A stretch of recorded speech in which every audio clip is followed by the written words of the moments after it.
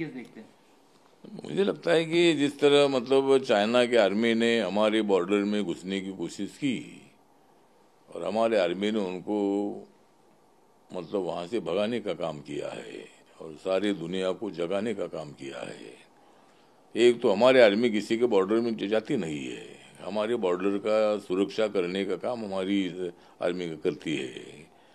लेकिन चाइना ने जो पहले बार भी ऐसा किया था, अभी भी मतलब उन्होंने हमारे एरिया में घुसने का काम किया और हमारे आर्मी ने उनको उनको पीटा है।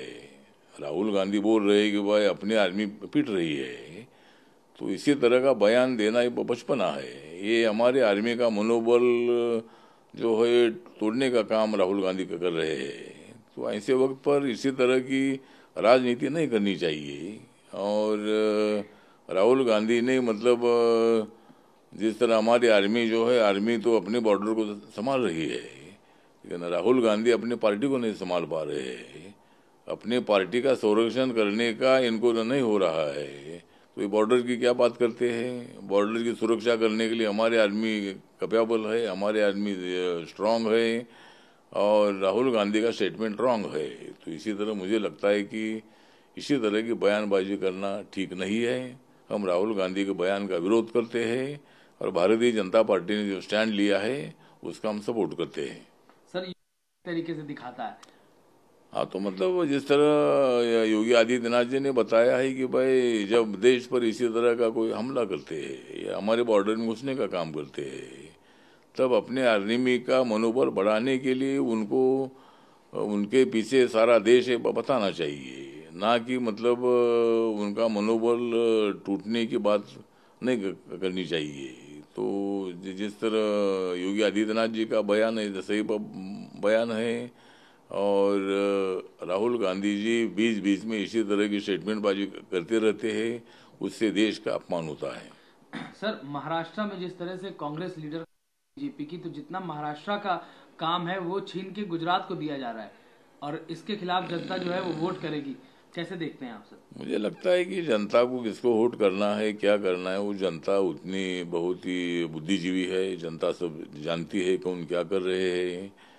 और गुजरात में मतलब कुछ उद्योग जो है ये गुजरात में जैसे चले गए, उसका कारण महाराष्ट्र सरकार जो बली थी, जो उद्धव ठाकरे की सरकार थी उसके कार्यकाल में मतलब वो जो उद्योग है उद्योग गुजरात में जैसे चले गए और गुजरात में ये उद्योग जो चले गए, इसीलिए मतलब वोट उनको देंगे ऐसा उनका मानना है। तो ठीक है, वो वोट ले ले, हम तो हमारा वोट लेने के लिए हम तैयार है। हम बीजेपी, एकनाथ शिंदे की शिवसेना और आरपीआई हमारी पार्टियां तगड़ी पार्टियां है और आने वाली 2024 का चुनाव जो है, 2024 का चुनाव हम जीतेंगे।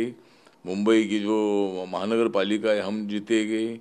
बहुत सारी जिला परिषद, पंचायत समिति और महानगर पालिका के चुनाव आ रहे हैं, उसमें भी हमको अच्छी सफलता मिलेगी, ऐसा हमें पूरा विश्वास है। तो कांग्रेस पार्टी के बयान में बिल्कुल दम नहीं है और जनता जानती है नरेंद्र मोदी जी क्या कर रहे हैं और एकनाथ शिंदे जी, देवेंद्र फडणवीस जी के क्या कर रहे हैं, सब जनता जानती है। इसीलिए जनता हमारे साथ ही रहेगी और हम 2024 में सत्ता में आ जाएंगे। कट कर जो बयान आया है पाकिस्तान से प्रधानमंत्री मोदी को लेकर, उसकी काफी आलोचना हो रही है। आप कैसे देखते हैं सर? जो बिलावर भुट्टो है इनका दिमाग आउट हो गया है। मतलब बिलावर भुट्टो तो मतलब पाकिस्तान के नेता हैं और बेनजीर भुट्टो के लड़के भी है। तो उन्होंने इसी तरह का बयान देना ठीक नहीं है। मतलब माननीय नरेंद्र मोदी जी की तुलना लादेन से करना ये बेवकूफ़ी है और इसी तरह का स्टेटमेंट करना ये अच्छी बात नहीं है। मुझे लगता है कि नरेंद्र मोदी जी एक बहुत ही तगड़े प्रधानमंत्री है, बहुत बड़े मजबूत प्रधानमंत्री है और इसी तरह का बयान देना बिल्कुल ठीक नहीं है और पाकिस्तान की जनता ने भी इसका निषेध करना चाहिए और इसी तरह की बयानबाजी करना ठीक नहीं है। सर अखिलेश यादव ने कहा है कि बीजेपी जो है वो समय समय पर पाकिस्तान पे आ जाती है।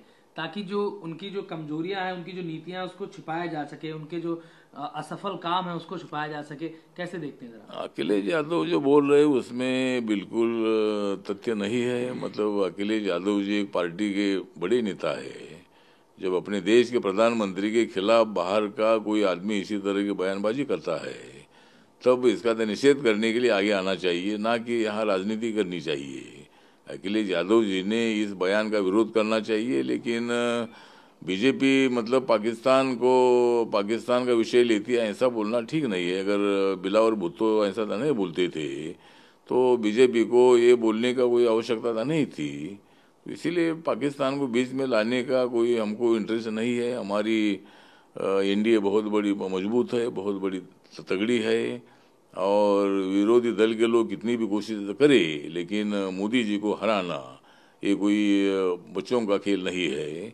और मोदी जी बहुत बड़े स्ट्रांग लीडर है और हम उनका साथ दे रहे हैं, और इसीलिए हमारी एनडीए देश में बहुत बड़ी स्ट्रांग है। आने वाले 2024 के चुनाव में बीजेपी 350 के ऊपर सीटें जीतेगी और एनडीए 400 के ऊपर जाएगी, ऐसा हमें पूरा विश्वास है। तो इसीलिए अखिलेश यादव जी के बयान जो राजनीतिक बयान है, ऐसे वक्त पर इसी तरह का बयान देना ठीक नहीं है। उन्होंने मोदी जी का समर्थन करना चाहिए था और बिलावल भुट्टो का धिक्कार करना चाहिए था।